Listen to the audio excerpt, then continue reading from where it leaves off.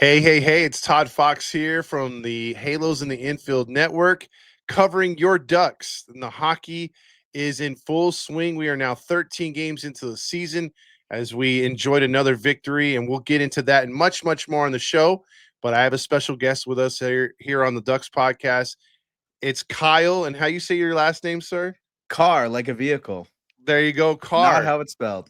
Exactly. That's what I was asking.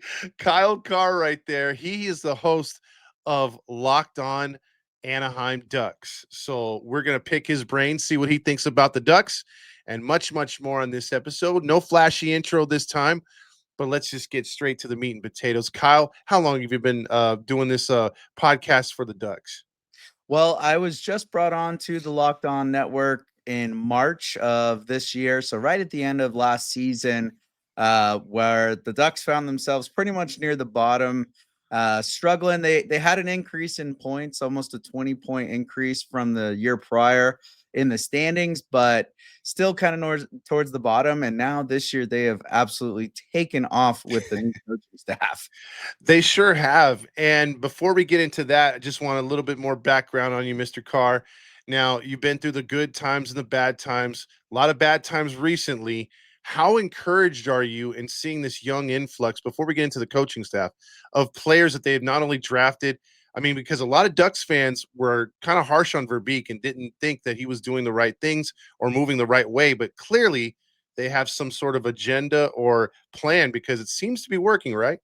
Oh yeah, Pat Verbeek comes from that old school mentality. Worked with Steve Eiserman, who's just a stiffler in himself, and you can see it's passed on to Pat Verbeek with his hard negotiations. But the staff that he has out there doing all the scouting and figuring out who these guys need to draft or who they need to trade for obviously do their job well because the guys that have been coming in to this roster, I mean, luckily for us, Cutter Goche kind of fell into our lap for a nice little trade for Jamie Drysdale, Yeah. which love you, Drysdale, but I'll take Cutter Goche any day. You And think? then, yeah, right. And then Leo Carlson, the surprise second pick after Connor Bedard, Beckett Seneca, the surprise third. He had the viral meme of him going, what? Yeah. And now we've got both of those players playing extremely well. Mason McTavish, he was like one of the last ones of the Bob Murray draft, but he's been playing extremely well himself. And there's just a new life within this Anaheim Duck squad. There is. And bringing up McTavish, I was talking with Dominic, who's usually my co host on the show. And he was like, man, yeah, McTavish was supposed to be the guy. And it seemed like there's four other guys to start this season, at least right now, as far as points leaders, as far as like horses on the lines. Like McTavish, like it's kind of weird how he's like turned into a role player, but a good one, right? Yeah, and he's still very active with the points. He's racking them up pretty quickly. Honestly, the most impressive line on the team, I think, is McTavish, Seneca, and Goche. They play extremely well together. They're fast, they're physical. McTavish not afraid to step down from anybody, and he's setting the tone and not really racking up as many goals as maybe we thought. But I think he's playing extremely good second line center where Mhm. Carlson's the guy. Carlson's going to be the one out Yeah. there pulling all the crazy moves and playing defensively, offensively. But McTavish, you're not going to see a lot of defensive time for his line, and you're going to see a lot of hard hitting forecheck and activation in the offensive zone. So you think that they've kind of like moved him into more of like an enforcer? Like I know he's scoring, but like they kind of gave him more free will to be an enforcer? I think not necessarily an enforcer, but just someone that's gonna make it a living nightmare for the opposing team. You definitely have Ross Johnson in that enforcer role, who is probably the best individual forechecker on this Anaheim squad. Which last year I was screaming for him to get off this team. Now I'm like, yes, please, like keep him here. He's doing fantastic. But that's something that this coaching staff is bringing out of all of these players is that the best effort that they can possibly bring night in, night out. They're all bought in. They're all going through a wall for each other. And I think Mason McTavish is just the guy that's exemplifying it the most with both ends of the ice. Yeah, and you know what? It when you bring up the coaching staff, and it just seems like there's a different culture from years past. I can't remember a season other than like a Stanley Cup or a deep playoff run where they had this cohesiveness. And Mhm. what you said is exactly 100% what a lot of us Ducks fans are seeing is just that everyone's buying in. So if he's telling them, "Hey, I need this line to be this sort of way, like flashy, outskate the opponent," they'll do it. I need forechecking here. I need aggressive defense here on the penalty kill. It just seems like from one year to the next, I mean, everything has changed. Oh, yeah, absolutely, and I find it ironic that I'm in grad school right now, and the class that I'm taking currently is about good leadership and what that looks like, and what a person who has power looks like, and what a person with actual power looks like. And Cronin was the former. He was the guy that thought he had power, but really didn't. And now you have someone like Coach Q who's earned that power with his expertise, with his knowledge, and just the way he treats the players. Like we saw it in the Dallas Stars game. Beckett Seneca makes a massive mistake and leads to the Tyler Sagan breakaway goal that gave them the 3-2 lead. He gets put on the fourth line for a little bit, but Seneca apologizes to the guys and then goes out there and gets a massive assist on the Olin Zellweger goal. So completely erases his mistake, makes it up, and he ends up being back on the second line. So this isn't a coach that's going to sit there and make you regret every mistake. You heard it from Cutter Goche that you get to play with a more free mind because mistakes will happen, but it's how you own up to it and make it back and make the next play uh you know erase that mistake away with just how you play. And that's so much healthier for these guys right now. And that's great points because accountability is huge in sports. If you can get guys to buy in, they actually, like you said, feel bad that they make the mistake. They feel like they let the team down, and they look for any opportunity to make up for it. And when they do, the players appreciate that, and then it passes on to the next guy. So yeah, it's right now it's a great culture. And I got to bring this up too, Kyle. Have you noticed how good the passing has been this year? It seems like they are on it when guys break or they go backwards or when the checking is coming on them. They got to get rid of the puck. They know exactly which way they're going to go with the puck when they're stuck in the corner, or when someone goes for an outlet pass, like on the breakaway. I think with the Zellweger goal. Hmm. Yeah, you just these players, like, it seems like they had such a good off season Hmm. preparation for everything. It's like I haven't seen this kind of crisp passing. Like Terry's pass last night on the goal, just across the player was breaking. They had another skater to the net and he hits why is the name's Carlson. Hmm. Carlson on just an open net because the goalie was expecting the front running skater right in front of him that was going to crash the net. Instead, Carlson was on the wing and Terry just between three players, dude. Beautiful pass. Beauty of a pass. And it's just like that's I think a huge thing from where Quenville's trying to emphasize for these guys is brilliance in the basics. Like, Mhm. just use the fundamentals, use simple systems, and create that muscle memory and trust in each other. And that's what we're seeing on the ice right now is guys that know where each other's going to be. They know where the support is. I think we saw a little bit of fumbling at the beginning of the year with the new defensive structure and going from man to zone and kind of learning that trust. And now it's getting there to almost where they trust each other too much and they're kind of leaving guys open. Yeah. But overall, when it comes to that breakout and the rush and that transitional speed, they are right there with each other. They know how to support each other on the breakout. And then once they do get set up in the offensive zone, it's we're seeing so much more puck movement than we have in the last Yes. couple of years. And even though the power play isn't necessarily perfect right now, I think you're seeing a lot more opportunity. And Chris Kreider's obviously the power play merchant, but you're seeing guys move the puck, move position. I could see a little bit more speed on the power play coming, but I think that's just going to come with repetition. Yeah, I think so too. I mean, there's years past they were dumping the puck down low and trying to like fight for it, get stuck out there, move it out, get a couple good shots, but it wasn't generating that many shots on goals. Sometimes they would lose possession, it would go beyond the blue line. And now it just seems like they're just getting rushes, they're getting crisp passes, they're trying to get free and free up a shot and then create a rebound if anything or a deflection. And it's Mhm. really nice to see because sometimes they catch, like in the Dallas game, I thought that they caught Dallas off guard 3 or 4 times. Like Dallas was anticipating a different kind of rush and the Ducks mixed it up. And Yeah. what I got to ask you though, Kyle, as much as they are scoring 4 games of 7 goals, I mean, eventually it's going to come down a bit because right now they're one of the top teams in the NHL, like scoring 4 goals or more per game. Mhm. What are your recommendations for Coach Q with Dostal and Mazarak?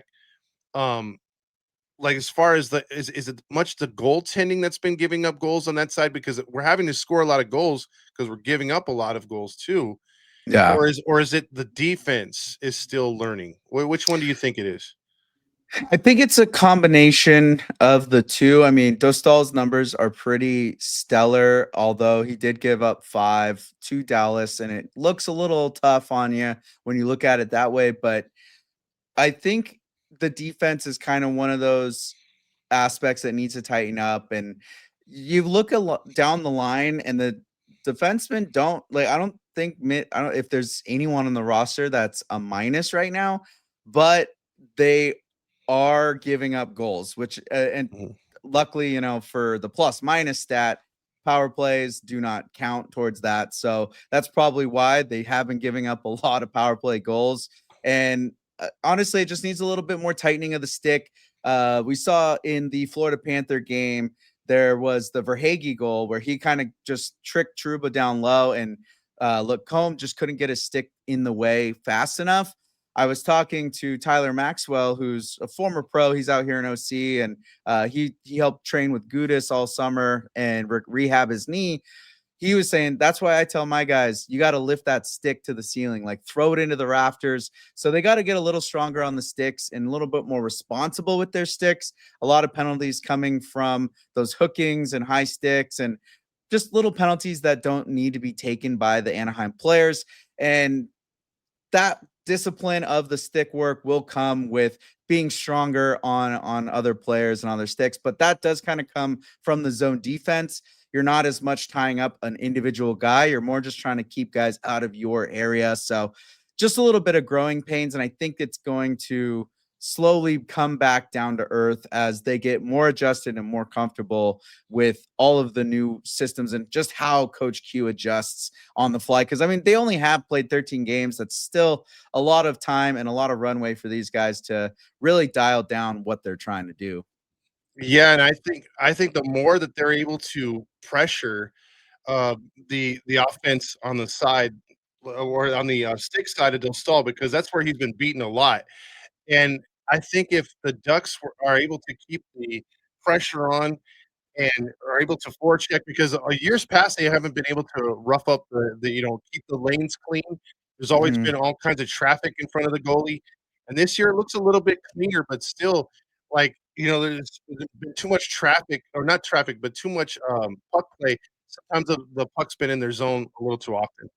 Yeah, and they're leaving guys open in that kind of high slot area that it's not necessarily a high danger spot to have someone in, but they can just cause those crazy redirects that are very hard for Lukasz Dostal to read. And we've only seen Peter Mrazek twice now, and we saw him get blown up both games, but surprisingly, he's 2-0-0 in his two showings. Yeah. Uh, but that's obviously not going to be sustainable if the Ducks can't score. So a big thing though that I think's leading to this higher chances against is the Ducks are a lot more activated defensively in the offensive zone. So you're seeing guys like Zellweger and Truba and Lacombe and Minchikov. They're getting engaged in the offensive zone, which kind of leaves them exposed for those breakaway chances. So uh just a little bit more heads up from the defense when a guy's sneaking back, I think, and when the forwards need to pinch back, and if a defense is joining the rush, holding back and being that third guy high until he can get replaced. Just those type of little things that need tightening. But once they get that down, I think it's smooth sailing for the Ducks. Yeah, and speaking of smooth sailing, the first 13 games have gone by. I mean, I've been impressed even in the Carolina game, even though they lost 4-1, they played very tough with them. Carolina Mhm. wasn't able to get the third goal, and then I think an empty net to seal the deal. But they played very tough. I mean, they've beaten some good teams already, Kyle. And like this is been, sweeping Florida was huge. Yeah. They were in it with Tampa. I'm very interested to see what they do against the Golden Knights tomorrow. So it's been fun, and like you said, a little bit of tightening up on the defense. Like, do you believe that this team, obviously, staying at a 9-3-1 in 13 is hard to do, keep at that pace, but do you think as they continue to win, the confidence will grow even though they're this young? I think the confidence is already there. I don't even know if the confidence can grow higher at this point with how like just together these guys are. Honestly, I was watching the Dallas game and I missed the first period because I was waiting for, wonderful YouTube to load my previous episode 3 hours later. Yeah. And so like I finally get in there and I look, oh no, they're down 2-0. But I also kind of was like not worried. Like I just felt like they're gonna figure it out. They have to get 2 goals at least. And they did. And they made Mhm. that comeback. And it was a little helter skelter the whole game, kind of heart attack city. But there's just this level of like we're in every game and we can win any game that we play in as long as we put our style forward and we figure it out. And I think that's just where these guys mentally are at is like they've proven it and they've seen it and they know what they're doing now. And this is going to be their biggest month. I think it was 9 out of the 14 games they play this month are top 10 teams, Mhm. including Vegas, Winnipeg. The Devils were one of them. The Red Wings are Colorado. up there. Colorado is going to be one, which it's so weird because Colorado has less wins, but they have 5 OT losses. So they got those extra points to put them above Yeah. us. But they're also such a good team. And I just think that this will be the proving ground month for the Anaheim. And it's that perfect measurement of, American Thanksgiving, 77% of the teams in playoff positions end up in the playoffs. And if Anaheim's in that spot, I don't see why they can't ride this year. And with the Olympics and these guys really being hungry, it's just a perfect storm for these guys to have their postseason debut in what 7 years. Yeah, I know, Timu Solani I think in the, home opener against Pittsburgh. I don't know if you saw that in the beginning. He was talking about how he feels that this team's ready to take the next level, and the announcer was kind of a little shocked about that. He's like, "Yeah, but it's a new coach." Is that He goes, "Well, that doesn't really matter." He goes, "These boys think that they could play. They think that they could win, and it's knowing that they could win when they get out there." And I thought that was pretty poignant. I was like, you know what? He expects them to make the postseason. Mhm. He was because I guess the announcer was like, well, maybe eighth spot. He's like, no, I think they could be higher. I think they could be better. And Solani's seen it, and he knows obviously more hockey than or he's forgotten more hockey than we'll ever know. Um, Exactly. it's like, then he's going to be spot on, and I'm excited because, like you said, they keep this up, man. This is a team that's just going to continue to learn how to win, keep winning, and fighting for each other. And man, hockey, winning is contagious, especially in hockey. Absolutely, and you can just feel it, even before the season started, going to Great Park Ice, going to the training camp, you just felt this energy like, "All right, something's different here," and then it just keeps going, and, like, you don't wanna get your hopes up, but then the beginning of the season starts, and they keep winning, and they keep winning, and then they go on this road trip, and they're having fun, and you can see, like, Leo and, Cutter, they've got, like, their celly together, like, they're a team right now. And I saw some quote, I forget which player it was, but they said, "We're tired of losing. We want to win now. We want this. Like we're over being, the guys that are at the bottom. We're tired of losing games. We just want to win. We want to have fun, and we have the confidence that we can do it." And they're showing it. And uh, I mean, they've already broken multiple franchise records this season. And you're speaking of Timu Solani. He was the one that had the most goals at in 13 games for ever, it seemed like. And now all of a sudden, three players in one game break his record. Troy Terry, Leo Carlson, and Cutter Goche, all above 17 points in 13 games. Like where like it's just insane. And I go back to talking about good coaching, there's not a big difference in this roster. Like if you look at last year's setup versus this year, Gudis is out for injury. Mikhail Granlund's out for injury. Chris Kreider was out the whole road trip. And it's all the kids, it's all the same guys that were here causing problems I think Ryan Pelling's the only one that's really been in this lineup the whole time that's new. Everyone else, the same people from last year, and it's a whole different team. I have to remind myself this is Cutter Goche's second season. He made Yeah, one game debut 2 years ago, played all of last year, and this is his second actual season. I'm like, he looks like a seasoned vet out there. Like I feel like he's been in the league for 5 years now. a lot of these boys do. I mean, Beckett, you got what is it? What is it? Terry, like what was the other player I was looking at here? Lacombe. Like I Oh really yeah. like how Lacombe plays. Like defensively, I'm just they play. I mean, it's got to be the coaching. I mean, and for Mm-hmm. all those people that always say sometimes, or at least they do, they try to like downplay coaching in this era of sports in general, whether it's baseball, basketball, football, or hockey. It does mean something, and Mm-hmm. especially if an organization trusts that coaching staff to allow them to implement what they want to do. Like, I think that's the biggest thing. Like, you're hearing rumblings now more and more that, like, how they got involved with McQueen, Disney. Like, Disney wants to get back involved. They're talking about the OC vibe and being the third part, and making it big, like a big circle between Anaheim Stadium. And I think a lot of that has to do with Sam Wellies, man. Since they bought this team, they Mm-hmm. had a vision. It seems to be, it took a couple years, but it seems like everything with the OC vibe and the team, the rebrand, it's coming Yep. together. And I think the fans are different too because they have a sense of community again. Because it was sort of like the Angels there for a while, like how the Angels kind of don't feel like Anaheim because they got the Los Angeles moniker on them. I mean, the Sam Whaley's went out of their way to be like, no, no, no, we're orange for a reason because we're Orange County.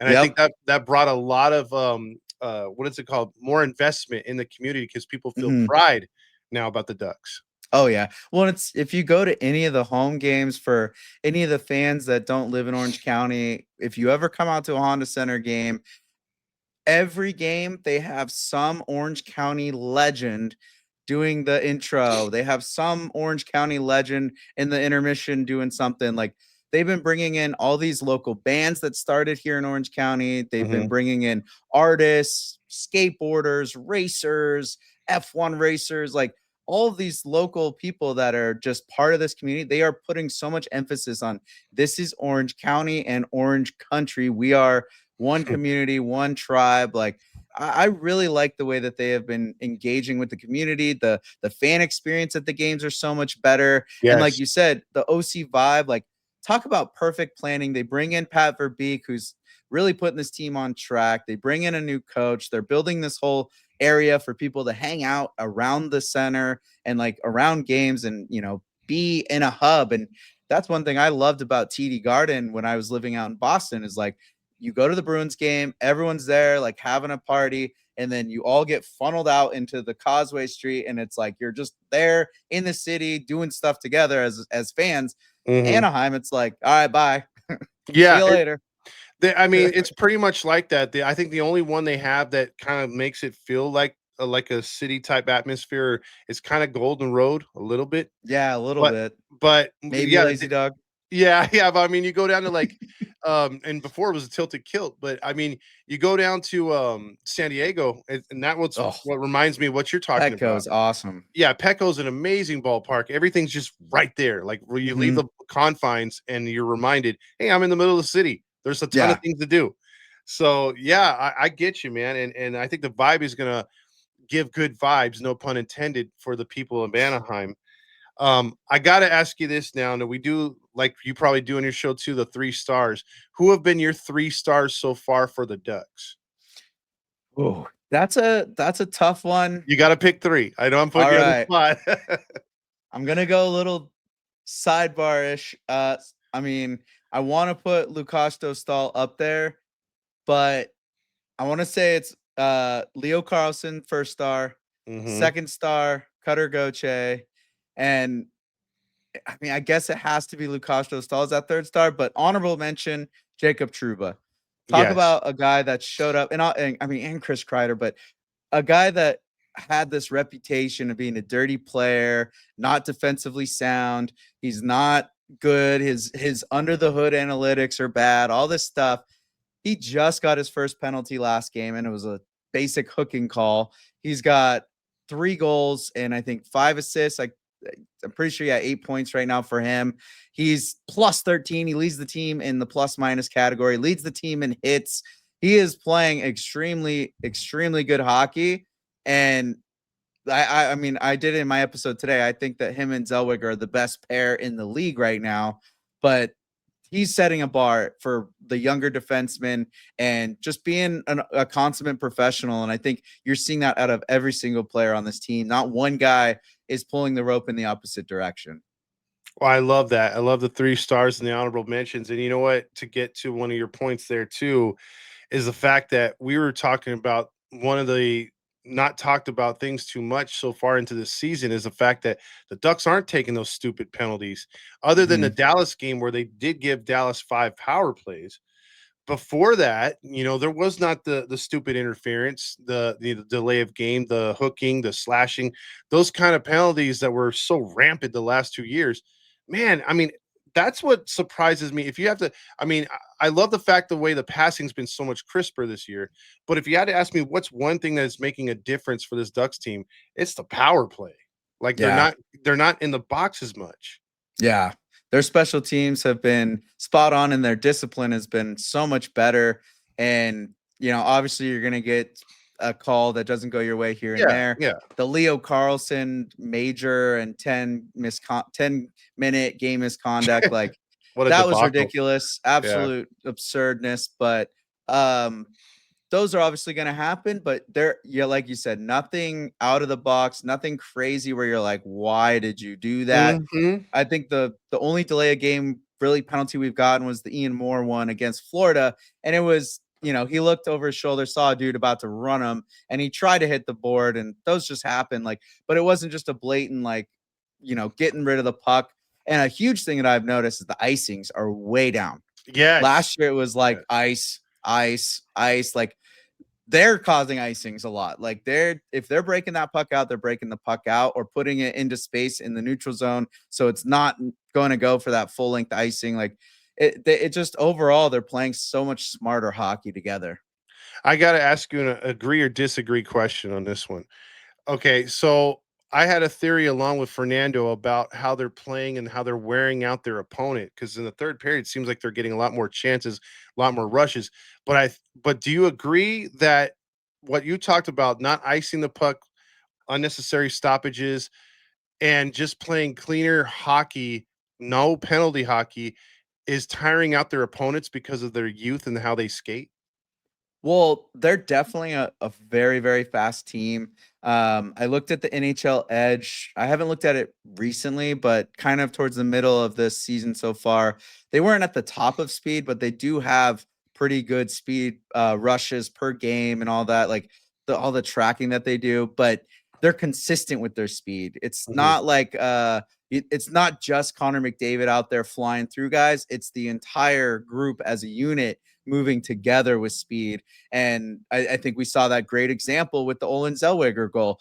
We had two forwards up on the rush and then a defenseman right there as the third man with them. The Leo Carlson breakout for the shorthanded, the Leo Carlson goals from last game, and then the Cutter Gauthier breakaway to start his hat trick. Like they attack with speed and they constantly keep going and they're hitting. They don't give up. And that's one thing I've noticed since the beginning of this season that's so much different than last year.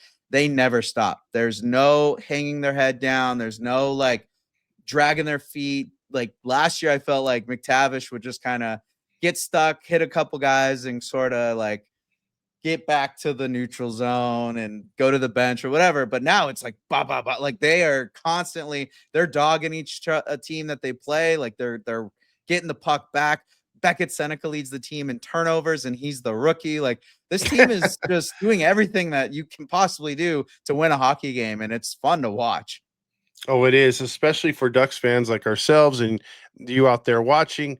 The fact that it's been a rough few years. I mean, this is more than a breath of fresh air. I mean, this is a nice warm breeze on a tropical island. That's how Oh nice yeah, it is. I we mean, are living the OC life right now. absolutely. So, Kyle, I got to ask you about the where do you sit at the games? What's your favorite spot at the Honda Center? Whew. Well, Honda Center, to be honest, you're not really gonna have a bad seat.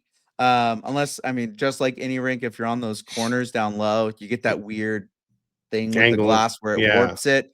Um, I spoiled myself at the Florida game and found a seat in the third row behind Bobrovsky's net, which was super lucky. Someone was reselling tricks on them. But honestly, I like the 300s are really cool if you can get in there ever. Sometimes they do some good promos for veterans and stuff where you can get in there, but anywhere up above is so good at the Honda Center. I like being up in the 400s. I feel like that's where the real fans are. Hmm.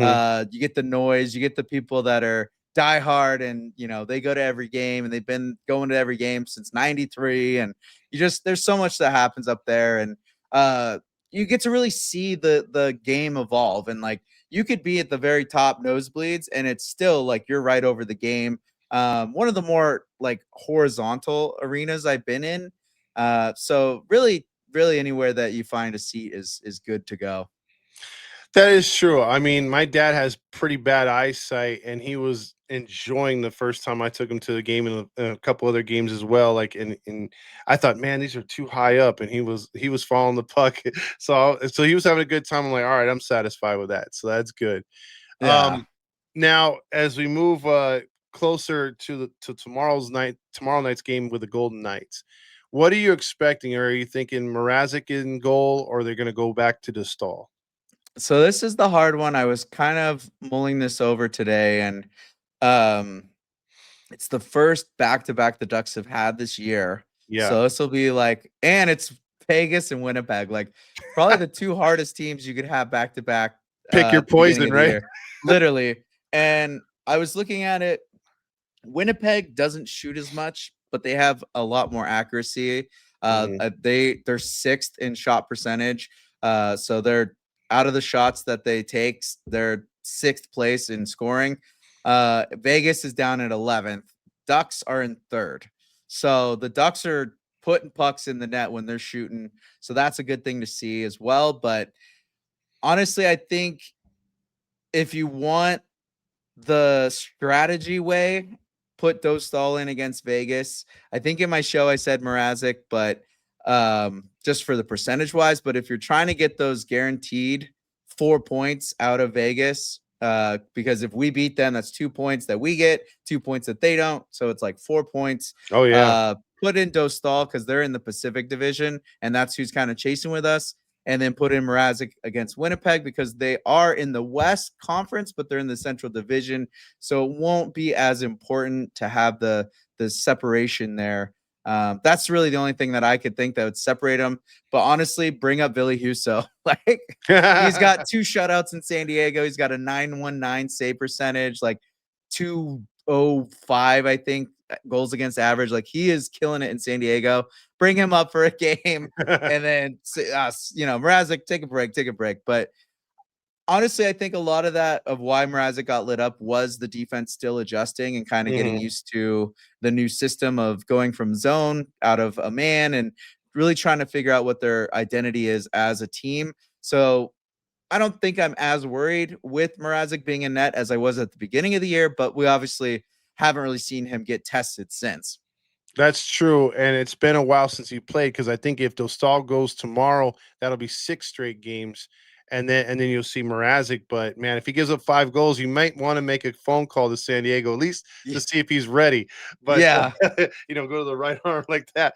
But but yeah, it's gonna be fun. I mean, these are two teams that are battle tested, and it's gonna be a good test for our Ducks.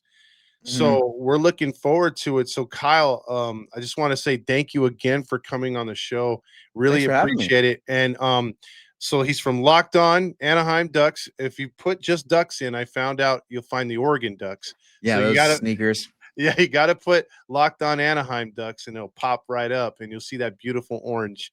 But what other social media do you have so people can follow you right now?